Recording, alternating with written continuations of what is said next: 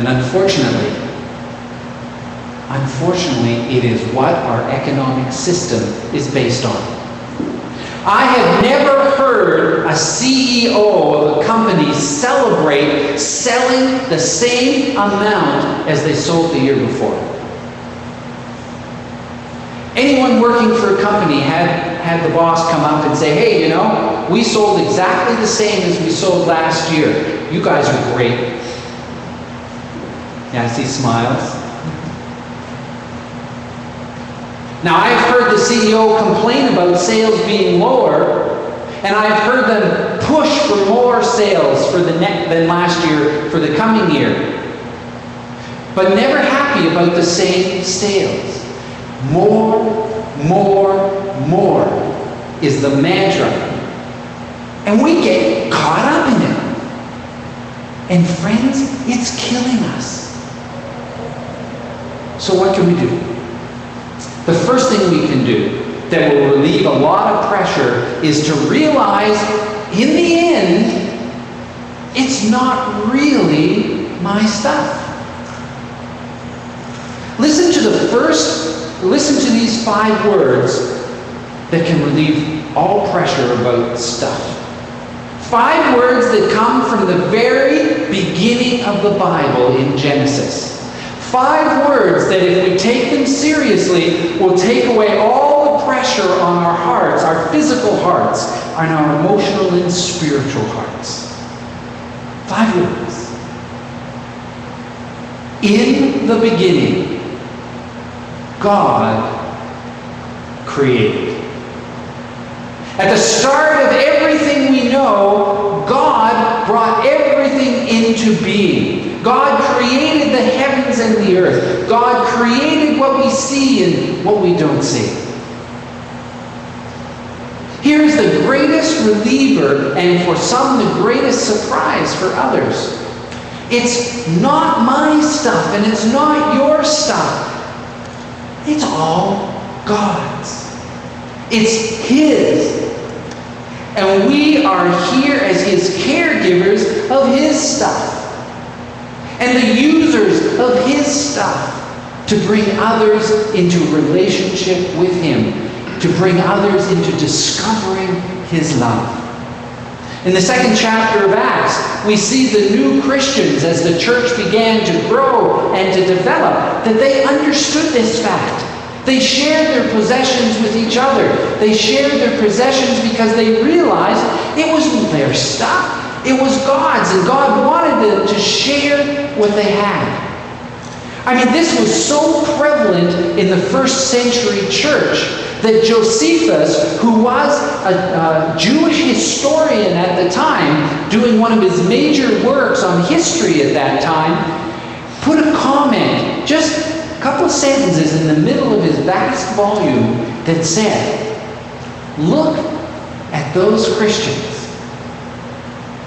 If they had 2 tunics, and I believe if he were talking and not just writing, he would say, and if they had 2 tunics, and can you believe it? They would give one of those tunics to someone who was in need. Because they realized it wasn't theirs. It was God's, and it had been entrusted to them. I was an associate minister in a church when a group of people decided to take this seriously. A group of ladies needed a van to go away for a weekend. And they asked me, you ready for this? If they could borrow my van. My caravan. My relatively new caravan. My first thought jumped into my mind, you gotta be joking, right? You want to borrow my van? No way. The second thought that came through my mind, bumping into the first, was, whose van is it, Art? A few days later, I waved goodbye as they drove off in my van. A few weeks ago, Deborah was preaching at a couple of churches east of London, And I was to be here, of course. And we were talking to someone about my having to be dropped off here very early in the morning so she could go east of London in order to preach at a couple of churches, and then my having to wait here until she got back to pick me up later in the day. And we shared that with someone, and someone shared it with someone else, and we got a phone call. A person said, "You know, we have 2 cars. You want to borrow one?"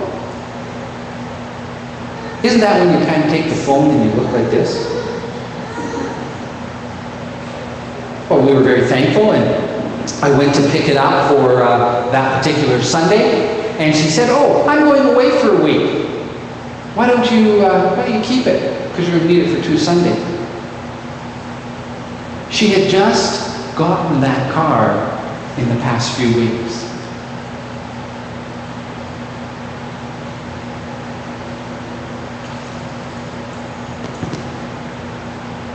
She knew that her car was not hers, that it was God's, that had been given to her for her use and for the helping of others.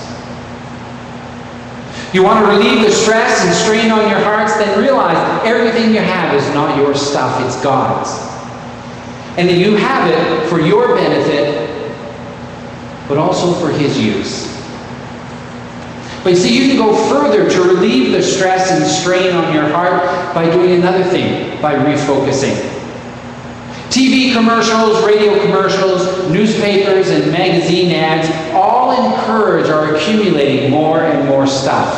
And it's really hard to resist, even for the best of us. I think Rick Warren had it right when he was talking about temptation, and he said, "Don't resist temptation. Refocus your attention on something better." Stop thinking about what you want to resist and turn and focus on something that will help you live life better. Listen to what it says in Colossians again. "So if you're serious about living this new resurrection life with Christ, act like it. Pursue the things over which Christ presides. Don't shuffle along, eyes to the ground, absorbed on the things right in front of you.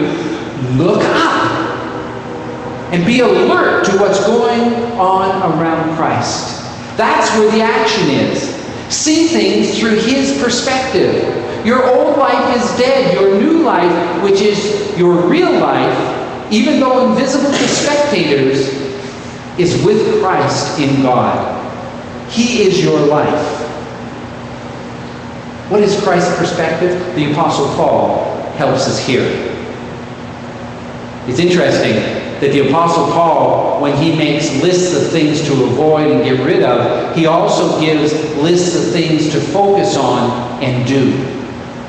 So one thing that we can do to refocus is to refocus on the needs of people around us. Often Paul talks about focusing on others and how to live in relationship with them. Do you remember I asked you a few weeks ago if you went through your house looking at your clothing and all the extra things you had, and you thought to yourself, "I haven't used these for a year or so and I'm never going to use them again," and I asked you how high that pile would be, and you thought about it in your mind? I don't know if any of you went home and did that sort of thing, really. But this week I would like you to do something that will help you to refocus. I want you to lose the stuff. I want you to lose it to the Salvation Army or to a thrift store, or give all the excess away to people in need. You may even have to go to your storage facility and look at the stuff you have stored up there for a long time. Why not have some fun with this and go around your neighborhood and encourage your neighbors to do the same thing? Let them know that you'll take their stuff, their extra stuff, the stuff they're never going to use, and you'll take it to the Salvation Army or the thrift store for them. You'll be amazed at how good this will make you feel.